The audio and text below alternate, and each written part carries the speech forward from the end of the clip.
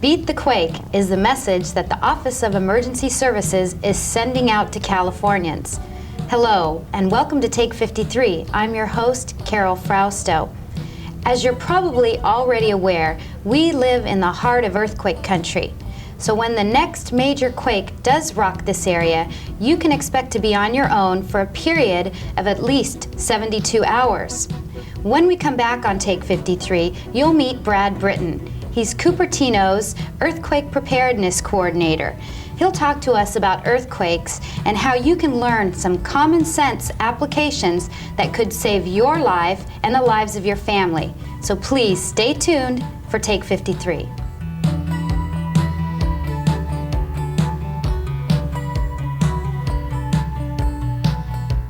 Growing old doesn't have to mean giving up friends, independence, and comfort. Many older Americans pursue an independent lifestyle on a moderate budget in nonprofit housing for senior citizens. There, they enjoy social opportunities, private moments, and services geared to making the late years great. To learn about nonprofit housing for senior citizens, contact the American Association of Homes for the Aging. At AHA, we're communities that care. Didn't I try to tell you? Didn't I try to share? When the rain and pain, well, you went away. This year, 5,000 of our children will take their own lives. One way to prevent suicide is listening. Are you?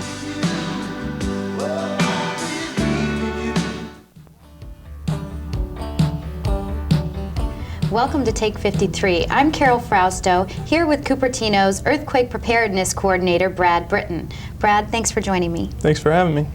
I'd like to find out why you think people don't prepare themselves more sufficiently for earthquakes, especially in the area where we live.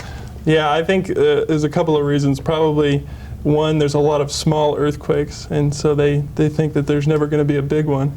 And another reason that might be that they kind of associate the traumatic experience of a major earthquake with preparing for an earthquake, which are really, two separate things. You can do all the preparation beforehand, and they kind of put it in the back of their mind because they associate it with something that's bad. And maybe the fact that we haven't had a lot of major earthquakes in this area, that people are used to getting prepared. Right. We're kind of used to these little ones right. rocking so all they the time. kind of get desensitized to it. Mm-hmm. How often do earthquakes occur in general? Well, there's a lot of small ones that occur, almost, every other day or whatever. But there aren't very many major earthquakes that occur. And basically, they predict that there's going to be a major earthquake, a 1 in 5 chance of a major earthquake in the next 10 years, and a 50-50 chance of a major earthquake in the Bay Area in the next 30 years. How do they predict that? Well, it's based on a whole bunch of different techniques that they measure stress in the Earth's surface and stuff like that. And I'm not quite sure the exact methods they use, but it's still an imperfect science. So the windows, they call it a window of possible event, are still really large. They can't predict the day of the earthquake yet, and hopefully they'll get closer and closer because that'll help us prepare. Who does these studies? It seems like in the newspaper you read, in 2 years we're going to have an earthquake, or, who do we get our information from? One of the major sources is the United States Geological Society, and then there's the Department of Mines and Resources. Who they both are the major governmental sources, and then I think there's some private studies and universities do it. As I mentioned before, how far away is Cupertino from any major earthquake faults? We're really close to a lot of faults. The Hayward fault is less than 12 miles away. We're about 6 miles away from the San Andreas fault, which is one of the biggest faults in the world. And then there's what they call a potentially active fault, the Monte Vista fault, that runs right through Cupertino. And what makes a potentially active fault? Well, the reason why it's called potentially active is because it hasn't moved in like a real long period of time, around 10,000 years. But the crack is there, the fault is there, and it could be sprung by another earthquake or another fault. I think I'd like a little clarification on the word fault, because I think a lot of people have a bit of a misconception on what that actually is. Okay, it's kind of a region. It's a series of parallel cracks that runs along in the Earth's surface. And the major faults are usually along the lines of the continental plates. And continental plates are these huge blocks of Earth that float on the Earth's molten surface. And where they come together, usually there's an earthquake fault. And that's where most earthquakes occur, is along faults. Can you actually see something like this? Yeah, you can see the San Andreas Fault. You can see it from the aerial view, and there's places near San Francisco where you can actually walk along it and stuff like that. Oh, it's kind of scary. Yeah. Do you think that in Cupertino we're better off or worse than other cities with relation to the industry, our location, the size of our population, age of our buildings, things like that?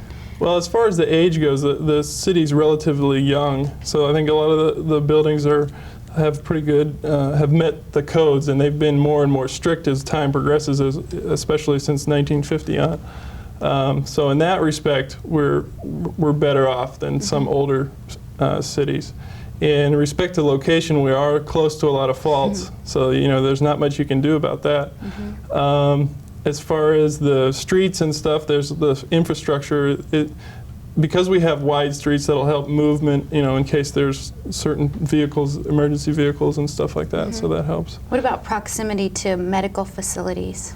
That's one of our kind of weaker areas as far as compared to other cities, since El Camino Hospital is on the other side of the highway. But we do have a lot of doctors that live near the community, so they could help out in a major earthquake, and I think that's good.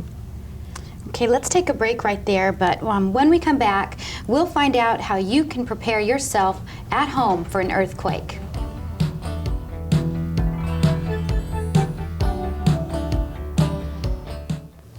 We've seen enough fires to last a lifetime, haven't we, girl? It's a shame, because most of them just don't have to happen. Roof fires, for instance. When it's dry and windy out there, I've seen wood shakes and shingles go up faster than you can blink an eye. Frankly, I don't know why homeowners use them. When there's fiberglass shingles, clay tile, concrete tile, coated steel and aluminum tiles, and perlite base shakes, all fire-safe roofing. And you know what? In the long run, they even cost less than wood roofing. So if you're thinking of building or re-roofing, consider fire retardant products. Take it from me, there's no reason to use untreated wood anywhere, because this doesn't have to happen. For more information on how to make your home more fire safe, talk to your fire department or call the Committee for Fire Safe Roofing today.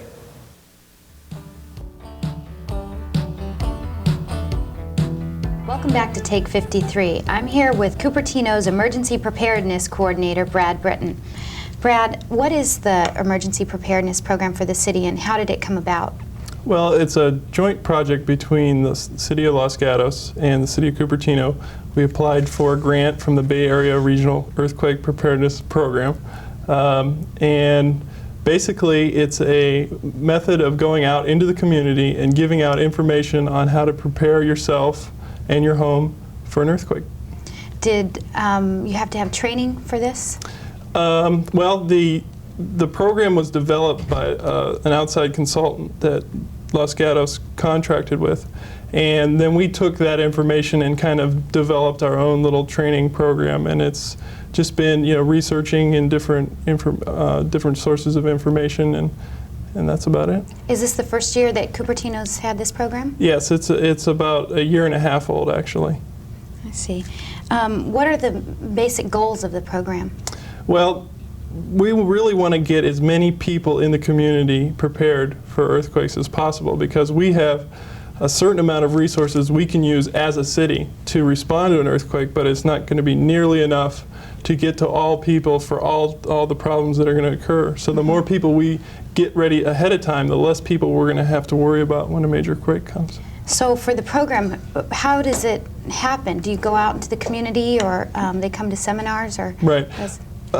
Basically, they can contact the city, and we just go out and go to neighborhood groups. We go to different organizations in the community, service clubs, and anybody that can get residents together will go and give these presentations.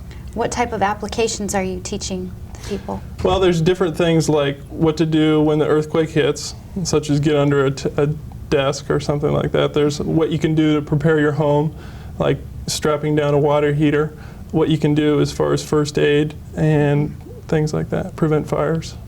How long do the presentations usually take? They're about 50 minutes long, and then depending on how many questions, it goes around an hour. How successful has the program been? Have you been out into the community quite a bit? Yeah, we're starting to gain a little momentum. It started out slow, but we've run an article in the Cupertino scene, and it's got a lot of response recently, and we're starting to get a little bit more contact. What office in City Hall do the citizens contact? It's the city manager's office. City manager's office.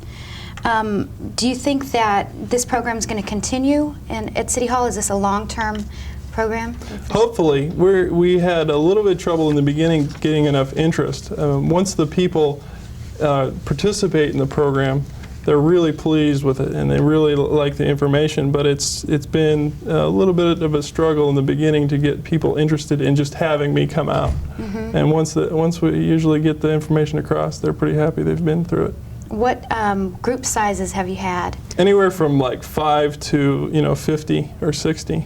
So Is there any guidelines for a group that can request? Can it be a private individual as well as Sure, anybody can request as long as they're Cupertino resident, and we've given presentations where there's been non-residents there.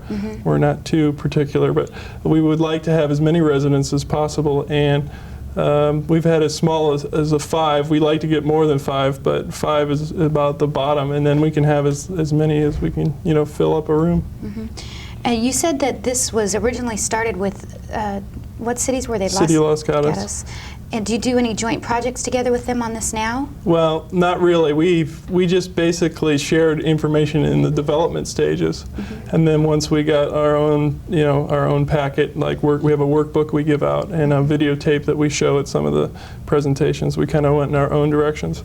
There's other cities that have programs. City of Sunnyvale has an excellent program, but we're basically we share information informally, but we don't do anything formally yet. So is the state of California really pushing to get cities more involved in earthquake preparedness? Yeah, they've had a very big campaign for this April's Earthquake Preparedness Month, and they've sent out all sorts of bulletins to all the cities, and they're trying to get as much awareness as possible. When people ask you about earthquakes, what are the most common concerns? What are the questions you're most commonly asked? Well, first they want to know what's going to happen at their particular house. If the earthquake hits, is my house going to be okay? And then it's like the how-to questions. How do you strap in a water heater, or who do you call to come do it for you? They have a lot of questions about getting the things done, and we try to explain the basics of that, but we're more in giving out the options of what could be done, because we only have so much time to give out. We have a lot of information that we cover, so if we got into real specific details, it would kind of bog down the presentations. I think that in that earthquake situation, people haven't really seen the disaster that can occur. Like you had mentioned earlier, people don't take the prevention until they've already seen what can happen. Right. So I think it's a great program. What happens after you give your presentation? Is that the end of the... Actually, we send out a couple of follow-up letters, and we target 4 major preparedness techniques. We want to check to see if they have strapped their water heater down, if they've gotten a shutoff for their gas, because that can cause fire, and that's one of the major things we want to prevent, because as you know, in the 1906 quake, the fire is what destroyed a huge part of San Francisco. And then there's one thing we call the family reunification plan, which is basically how to organize your family to meet at your home or contact an out-of-state person to say everything's okay. And we want them to fill that out. And then the last one is to identify food and water supply. Do you find that other services in the city are getting together with this earthquake preparedness, not just through City Hall, but maybe some of the emergency services in Cupertino? Well, we coordinate, we have a separate program for the earthquake emergency plan, which is kind of separate from the this presentation. And that's more of a coordinated effort between the different offices in the city. This is kind of a separate program in itself. Well, let's take a break right there. And when we return, what the city is doing to prepare for earthquakes.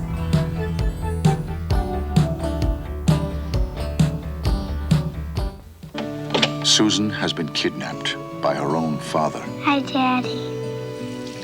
He thought he was doing the right thing, but now, This is like being in jail. if you're on the run and you're looking for a way out, call 1-800-A-WAY-OUT, a special hotline for people just like you. We're not the police or the government. We're Child Find, people who care and want to help. Who are you talking to, Daddy? A friend? Call 1-800-A-WAY-OUT. While climbing, secure figure 8 knot to harness. Motivation is the key to fighting illiteracy. Take it to the top! When taking pictures in low light, always use high-speed film. Alright, guys, come on! In scouting, what you read is what you do.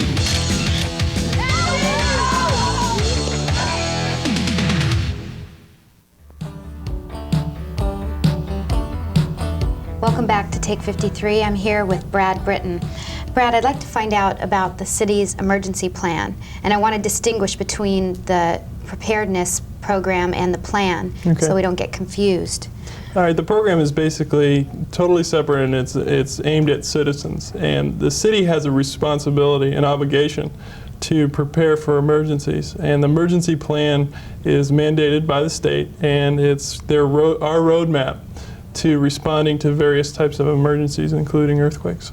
So is there a guideline that cities are given to establish the emergency plan? Yeah, the state has recently changed its the way they want the plans set up. In past years, it was set up for different types of hazards, like you'd have a plan for floods, a plan for earthquakes, a plan for whatever. And now they're talking about reformatting it. Actually, we are reformatting it in what they call a multi-hazard functional plan, where you adapt to the hazard or you adapt to the emergency.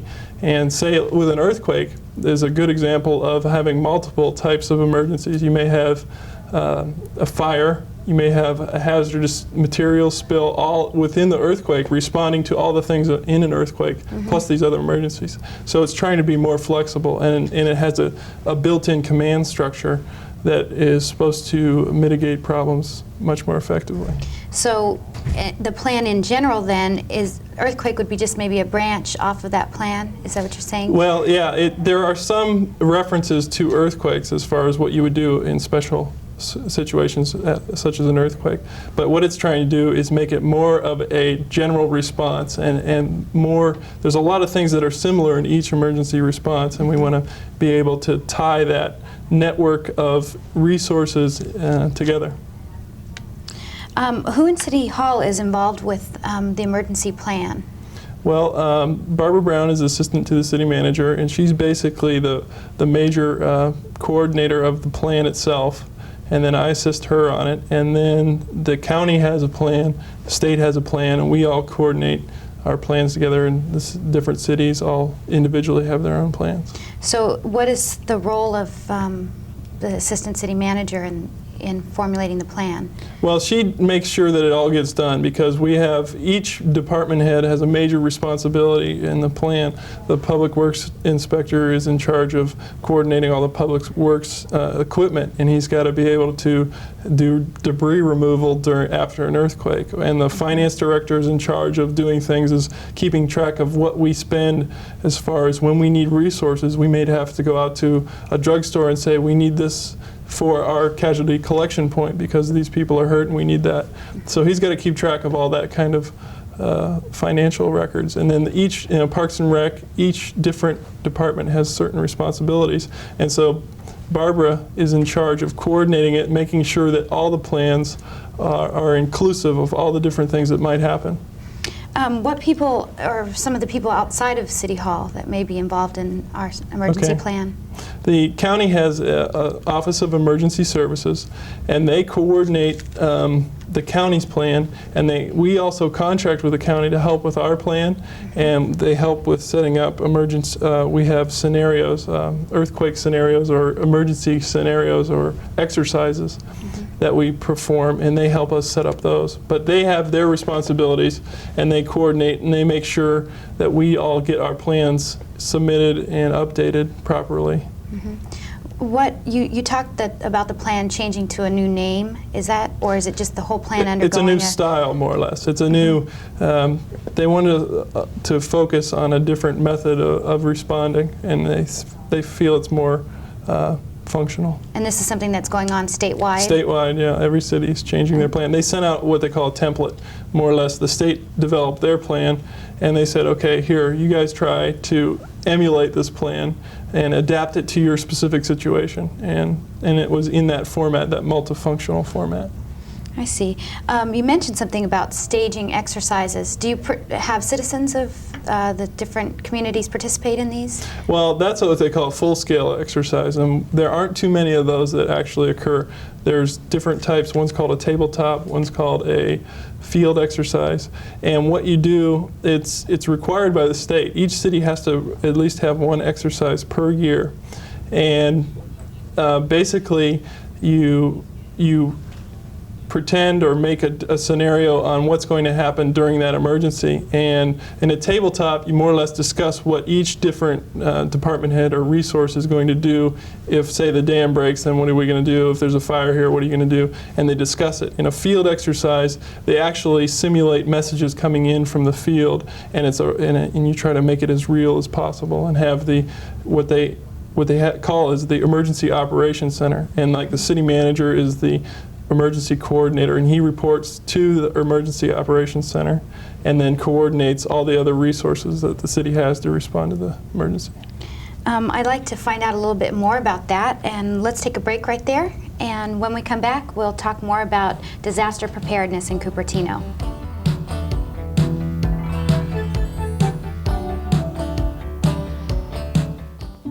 In the third world, every minute of every day, a child under the age of 6 goes totally and irreversibly blind. The cause? Nutritional blindness, a lack of vitamin A.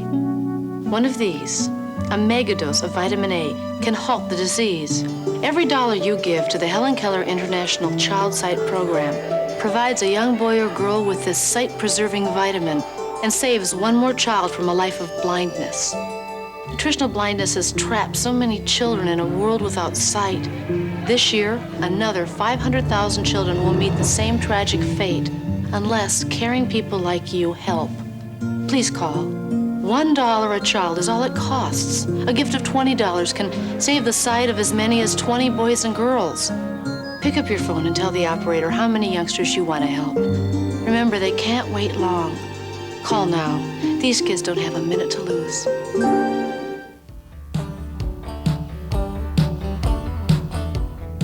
Welcome back to Take 53. We're talking about Cupertino's emergency plan. Brad, you mentioned something about field exercises, the different types of ways to get prepared for these disasters. Does Cupertino have anything planned in the future? Yes, we're going to, the first time ever, I think, that the county is going to orchestrate a county-wide exercise, which means there'll be we'll simulate a 8.3 earthquake above San Francisco, and the county and all the cities within the county will simultaneously have an exercise. Some will be having field exercises, some will be having tabletop exercises, and we're going to be testing our communications links between the county and the city. So actually, you'll have like one main area that'll be the I don't know what you'd call it, but then all the cities linked together are going to try to work through this with communications? Right. Well, it's the county EOC, the Emergency Operating Center, will be functioning, and will coordinate what's happening in Cupertino to them, like in a real emergency. Where is the EOC located? It's in the county. It's in one of the county buildings downtown. I see.